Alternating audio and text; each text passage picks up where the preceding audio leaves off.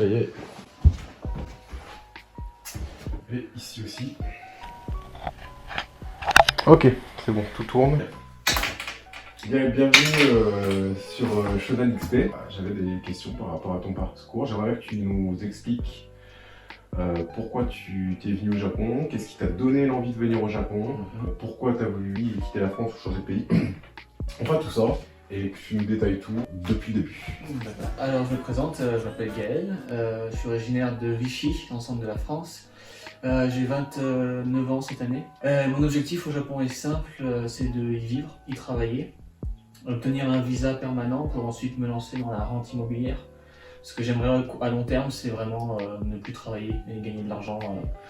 Des revenus passifs. Voilà, des revenus passifs et pouvoir prendre ma retraite le plus tôt possible et après voyager à travers le monde grâce à ces rentrées d'argent. Et j'ai choisi le Japon parce que c'est le pays où je me sens le mieux pour y vivre et y travailler. Ton niveau d'études, c'est quoi? Alors mon niveau d'études, c'est baccalauréat. Et là, en ce moment, je poursuis les études supérieures au Japon. Qu'est-ce que tu as fait pour en arriver là? Et puis avant que tu nous dises ce que tu as fait, d'où tu pars en fait? Quelle était ta situation? Pourquoi toutes ces questions? Pourquoi le Japon? Qu'est-ce qui t'a mis sur la voie du Japon? Et quelle était ta situation de départ en fait avant de te dire ok, avec le Japon? La situation de départ, pour faire simple, j'étais au fond du trou, comme on dit. C'est-à-dire que j'étais typiquement l'élève au lycée, mal dans sa peau, pas confiance en soi, aucun succès avec les filles. On se moquait souvent de moi, il y avait des gens qui m'avaient pris en grippe et qui m'avaient fait vivre un véritable enfer en seconde. Du coup, j'ai décroché. J'ai jamais redoublé, donc... Seconde. On était en seconde, c'est ça? Ouais, en seconde, donc normalement, si mes souvenirs sont bons, comme j'ai jamais redoublé, je devais avoir 14 ans, je crois. 13 ans. T'avais 13-14 ans, Ouais. et donc à ce moment-là, t'étais en train de nous dire que ça se passait pas très bien. Ah non, c'était de toutes les années que j'ai faites, collège, lycée, compris, c'est la pire année que j'ai passée de ma vie. Vraiment, c'était l'horreur.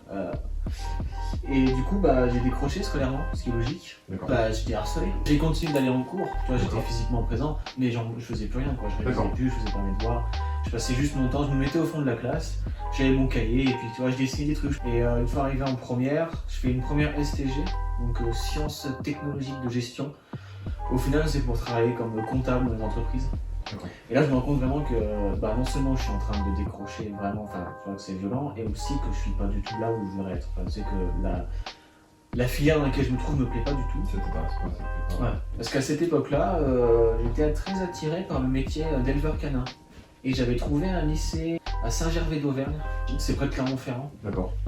Et du coup, je suis allé dans ce lycée, j'ai fait les démarches et ils m'ont dit pas de soucis, ils m'ont filé un dossier à remplir et il fallait que ça passe par mon ancien lycée où j'étais actuellement. Il fallait que mon lycée actuel envoie mon dossier à l'autre lycée.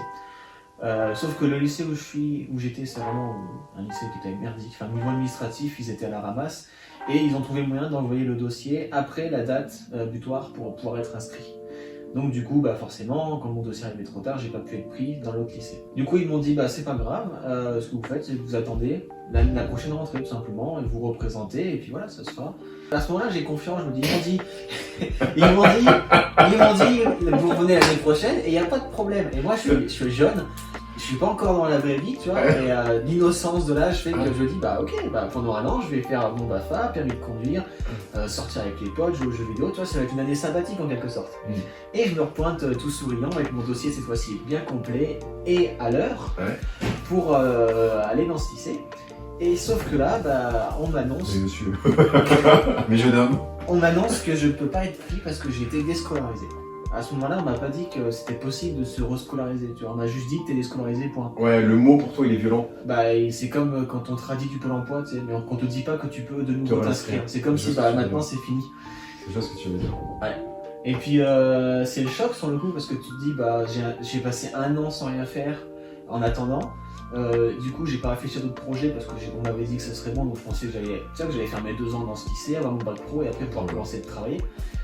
Et là c'est là que j'ai commencé à dégringoler dans la facilité de parce qu'en plus je côtoyais des personnes qui étaient dans la même situation que moi, ce qui n'aide pas pour s'en sortir. Déjà je me suis du coup renfermé une nouvelle fois dans les jeux vidéo.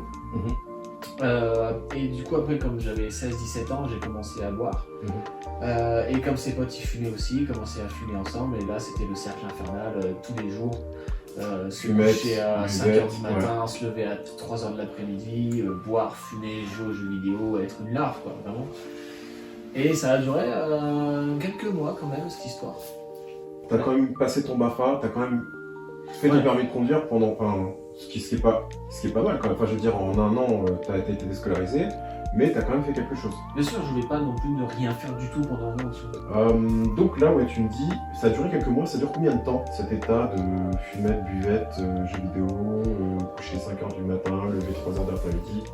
Bah honnêtement, et c'est justement ce qui me fait me rendre compte aujourd'hui que j'étais complètement déconnecté de la réalité, c'est que je ne peux pas te dire combien de temps ça a duré exactement. Je sais que ça a duré plusieurs mois, mais je me souviens vraiment pas de... Tu sais, c'était tellement défoncé tous les jours que je serais incapable de dire ça a commencé tel jour et ça a fini tel jour. Ouais. Mais je pense au moins 5-6 mois dans ces eaux-là, à mon avis. Ouais.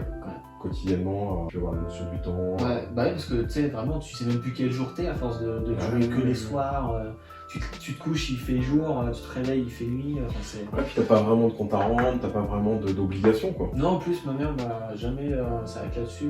J'ai eu de la chance, pas de la chance. Après, peut-être qu'elle aurait peut-être dû me bouger un peu, tu vois, pas me laisser faire quand même.